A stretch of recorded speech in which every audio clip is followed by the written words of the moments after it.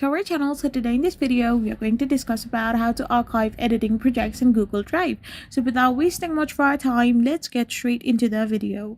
So if you are thinking of a way to archive editing projects in Google Drive, you need to be sure that Google Drive does not have a built-in archive feature for files and folders. The archive button is specific to Gmail and Google Photos.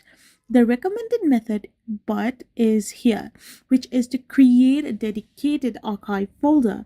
You need to go to your Google Drive and create a dedicated folder. Like you need to upload or make a new folder saying that this is the archived ones, and you need to manually move completed projects in it.